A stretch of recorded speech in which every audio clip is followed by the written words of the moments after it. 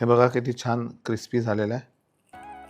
क्या बघा तो क्रिस्प जो असाल वरती हवा तो पण मिळाला आहे, आतमध्ये छान नरम.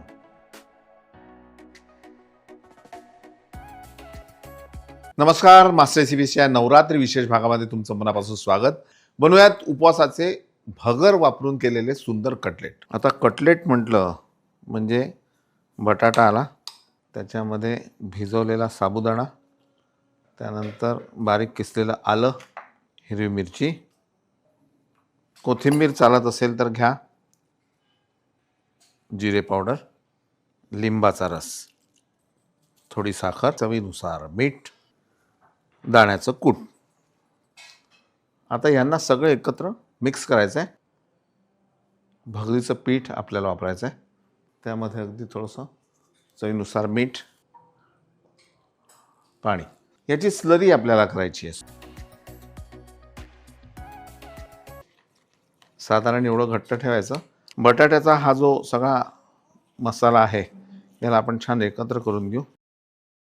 आणि एकत्र करत असताना अगदी चमचाभर फक्त बाइंडिंगसाठी भगरीचं पीठ आपल्याला वापरायचं आहे. यामध्ये दाण्याचं कूट आणि व्यवस्थित एकजीव झाल्यानंतर ह्याचे आपण गोळे बनवून ठेवू. साधारण कटलेटचा जो आकार असतो, मग तुम्ही असा लांब करा किंवा गोल, पण हा असा असा असला की जास्त चांगला.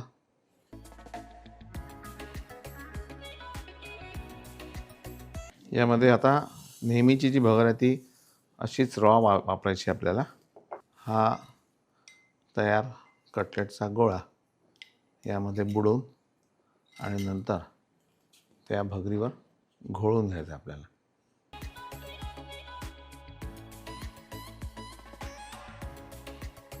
एकदा हे सेट झालं की फुटणार नाही. मग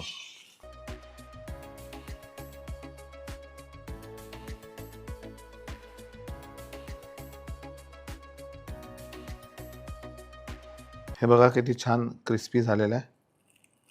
क्या बघा तो क्रिस्प जो असाल वरती हवा तो पण मिळाला आहे, आतमध्ये छान नरम.